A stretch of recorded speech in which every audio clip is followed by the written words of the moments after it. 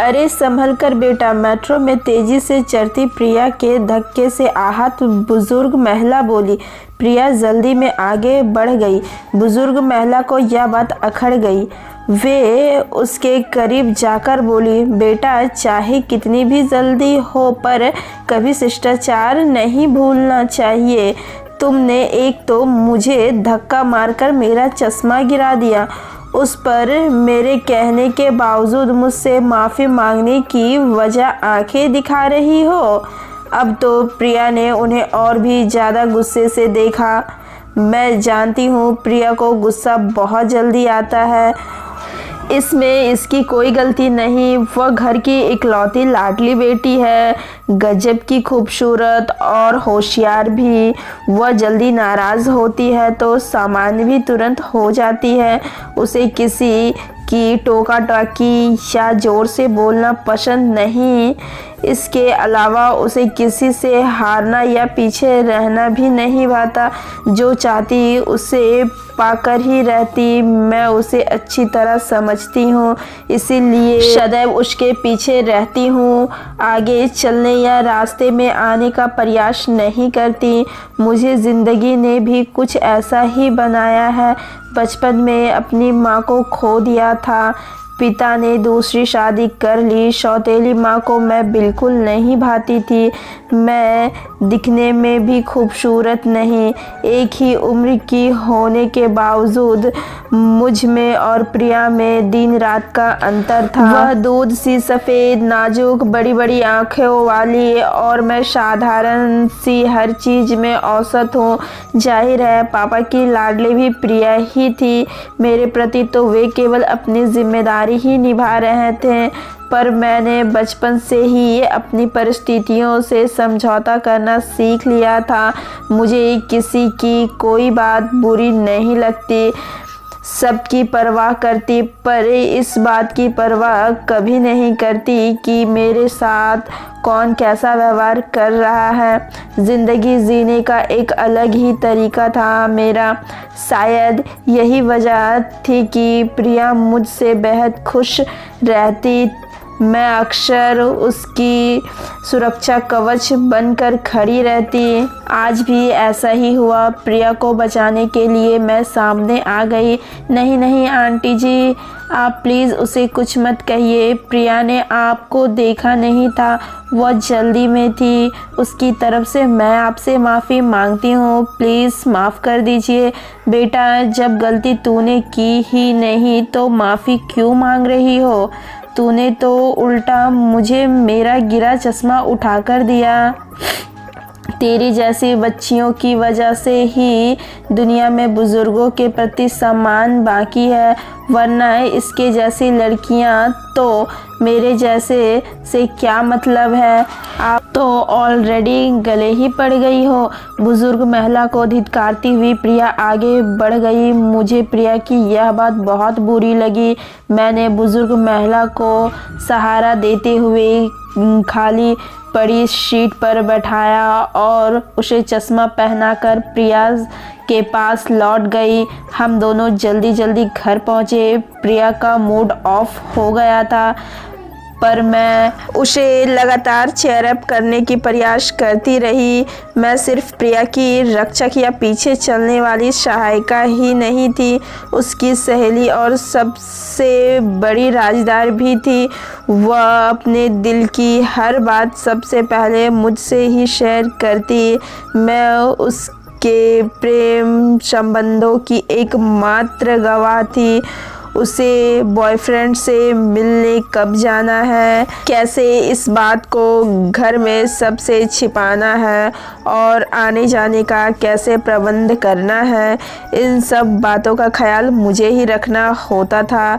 प्रिया का पहला बॉयफ्रेंड 8वीं क्लास में उसके साथ पढ़ने वाला प्रिंस था।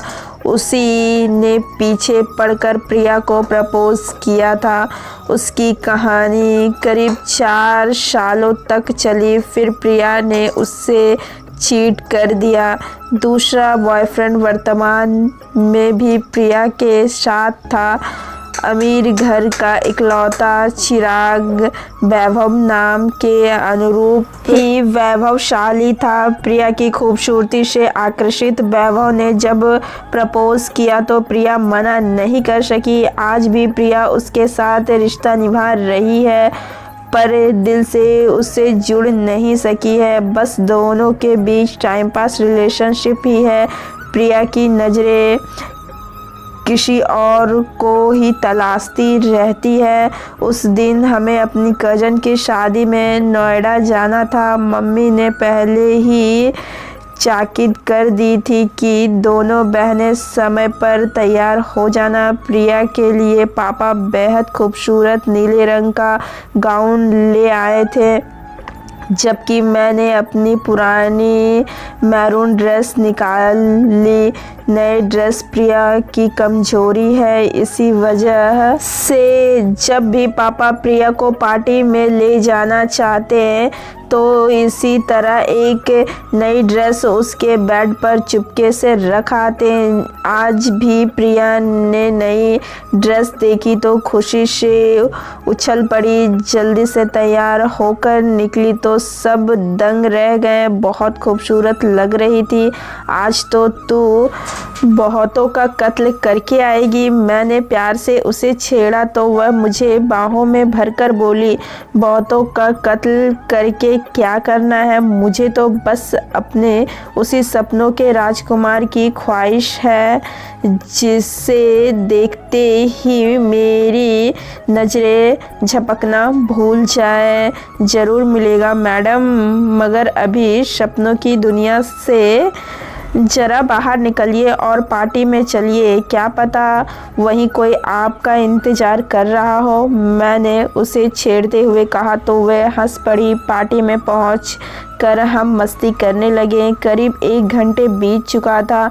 अचानक प्रिया मेरी बाह पकड़कर खींचने लगी, मुझे अलग ले गई और कानों में फुसफुसाकर बोली, प्रज्ञा वह देखो सामने ब्लू शर्ट पहने मेरे सपनों का राजकुमार खड़ा है। मुझे तो बस इसी से शादी करनी है। मैं खुशी से उछल पड़ी। सच प्रिया?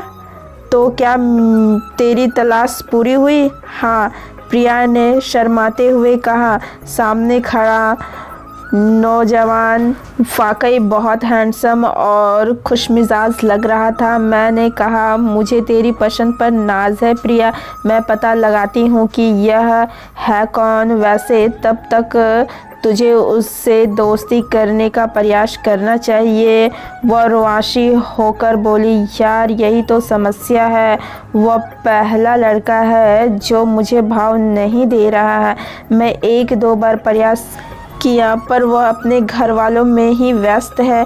यार कुछ लड़के शर्मीले होते हैं, हो सकता है वह दूसरों लड़कों की तरह बोल्ड ना हो जो पहली मुलाकात में ही दोस्ती के लिए उतावले हो उठते हैं। यार तभी तो यह लड़का मुझे और भी ज़्यादा पसंद आ रहा है। दिल कर रहा है कि किसी तरह यह मेरा बन जाए। तो फिक्र मत कर, मैं इसके बारे में सारी बात पता करती हूँ, सारी कुंडली निकलवा लूँगी। मैंने उस लड़के की तरफ देखते हुए कहा। जल्द ही कोशिश करके मैंने उस लड़के से जुड़ी काफ़ी जानकारी इकट्ठा कर ली। वह हमारे कज़न के फ्रेंड का भाई था। उसका नाम मयूर था। वह कहाँ काम करता है, कहाँ रहता है, क्या पसंद है, घर में जैसी बातें मैंने प्रिया को बता दी। प्रिया ने फेसबुक जैसी सोशल मीडिया साइट्स पर जाकर उस लड़के के बारे में और भी जानकारी ले ली। प्रिया ने फेसबुक पर मयूर को फ्रेंड रिक्वेस्ट भी भेजी पर उसने स्वीकार नहीं की। अब तो मैं अक्सर देखती कि प्रिया उस लड़के की ही ख्यालों में खोई रहती है, उसी की तस्वीरें देखती रहती है या उसकी डिटेल्स ढूंढ रही होती है। मुझे समझ में आ गया कि प्रिया को उस लड़के से वास्तव में प्यार हो गया है। एक दिन मैंने यह बात पापा को बता दी और आग्रह किया कि वे उस लड़के के घर प्रिया का रिश्ता लेकर जाएं। पापा ने उसके परिवार वालों से बात चलाई तो पता चला कि वे लोग भी मयूर के लिए लड़की ढूंढ रहे हैं। पापा ने अपनी तरफ से प्रिया के लिए उन्हें प्रपोज़ल दिया। रविवार के दिन मयूर और उसके परिवार वाले प्रिया को देखने आने वाले थे। प्रिया बहुत खुश थी। अपनी सबसे अच्छी ड्रेस पहनकर वो तैयार हुई।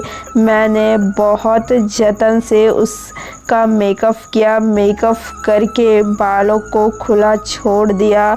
वह बहुत खूबसूरत लग रही थी, मगर आज पहली दफ़ा प्रिया मुझे नर्वस दिखाई दे रही थी। जब प्रिया को उसके सामने लाया गया तो मयूर और उसकी माँ एकटक उसे देखते रह गई। मैं भी पास में खड़ी थी। मयूर ने तो कुछ नहीं कहा, पर उसकी माँ ने बगैर किसी औपचारिकता बातचीत से जो कहा उसे सुनकर हम सब शौक में आ गए। लड़के की माँ ने कहा, खूबसूरती और आकर्षण तो लड़की में कूट कूट कर भरा है, मगर आगे कोई बात की जाए उससे पहले ही क्षमा मांगते हुए मैं यह रिश्ता अस्वीकार करती हूँ। प्रिया का चेहरा उतर गया। पापा भी इस अप्रत्याशित इनकार से हैरान थे। अजीब मुझे भी बहुत लग रहा था। आखिर प्रिया जैसी खूबसूरत और पढ़ी लिखी लड़की, बड़े घर की लड़की को पाना किसी के लिए भी हार्दिक प्रसन्नता की बात होती। और फिर प्रिया भी तो इस रिश्ते के लिए कितनी उत्साहित थी। पापा ने हाथ जोड़ते हुए धीरे से पूछा, इस इनकार की वजह तो बता दीजिए। आखिर मेरी बच्ची में कमी क्या है? लड़के की माँ ने बात बदली और मेरी तरफ इशारा करते हुए कहा, मुझे यह लड़की पसंद है। यदि आप चाहो तो मैं इससे अपनी बहू बनाना पसंद करूँगी। आप घर में बात करके जब चाहे अपना जवाब दे देना। पापा ने उम्मीद के साथ मयूर की ओर देखा तो वह भी हाथ जोड़ता हुआ बोला, अंकल, जैसा मम्मी कह रही है मेरा जवाब भी वही है। मैं भी चाहूँगा कि प्रज्ञा जैसी लड़की ही मेरी जीवन साथी बने। प्रिया रोती हुई अंदर भाग गई। मैं उसके पीछे पीछे अंदर चली गई। उन्हें विदा कर मम्मी पापा भी जल्दी से प्रिया के कमरे में आ गए, मगर प्रिया किसी से भी बात करने को तैयार नहीं थी। रोती हुई बोली, प्लीज़ आप लोग बाहर जाइए, मैं अभी अकेली रहना चाहती हूँ। हम सब बाहर आ गए। इस समय मेरी स्थिति अजीब हो रही थी। समझ में नहीं आ रहा था कि मैं क्या कहूँ। कसूरवार ना होते हुए भी आज मैं सबकी आंखों में चुभ रही थी। मम्मी मुझे खा जाने वाली नज़रों से देख रही थी तो प्रिया भी नज़रें चुरा रही थी। मुझे रात भर नींद नहीं आई। अगली सुबह भी प्रिया बहुत उदास दिखी। उसकी नज़रों में दोषी मैं ही थी और यह बात सहन करना मेरे लिए बहुत कठिन था। मैंने तय किया कि मैं मयूर के घर वालों के इनकार की वजह जानकर रहूँगी। प्रिया को छोड़कर उन्होंने मुझे क्यों चुना, जबकि प्रिया मुझसे लाख गुना ज़्यादा खूबसूरत और स्मार्ट है, होशियार है। मैं तो कुछ भी नहीं। बात की तह तक पहुंचने का फैसला कर मैं मयूर के घर पहुंच गई। बहुत आलीशान और खूबसूरत घर था। उनके नौकर ने दरवाज़ा खोला और मुझे अंदर आने को कहा। घर बहुत करीने सा सजा था। मैं ड्राइंग रूम का जायज़ा ले रही थी कि तभी बलग के कमरे से चश्मा पोंछती बुज़ुर्ग महिला निकली। मुझे उन्हें पहचानने में एक पल भी नहीं लगा। यह तो मेट्रो वाली वही बुजुर्ग महिला थी जिनका चश्मा कुछ दिन पहले प्रिया ने गिरा दिया था। मैंने उन्हें चश्मा उठाकर दिया था। मुझे फिर सारी बात समझ में आने लगी कि क्यों प्रिया को रिजेक्ट कर उन्होंने मुझे चुना।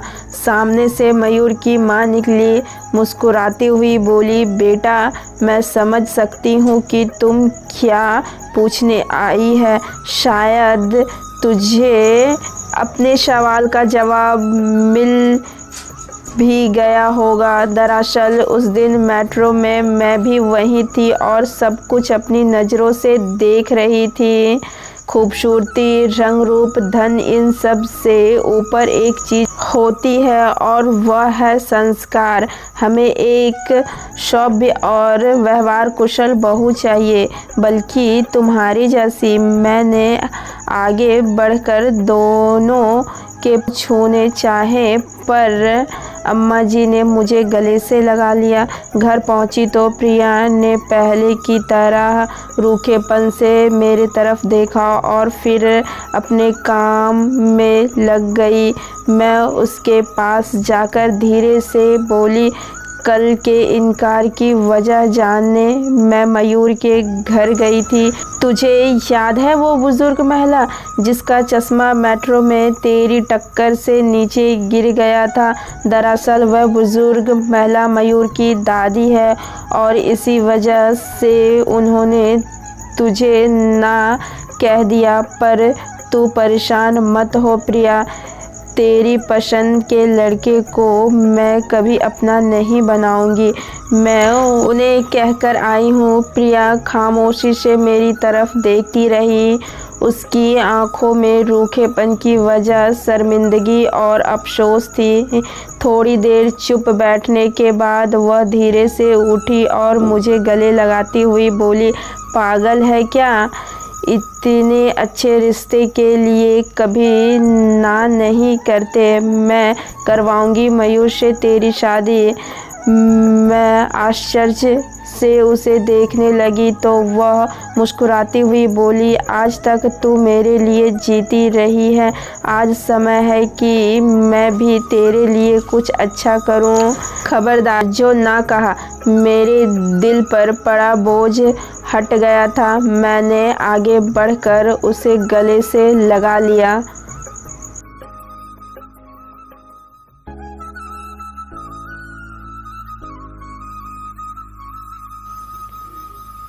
धन्यवाद। मिलते हैं नेक्स्ट कहानी में।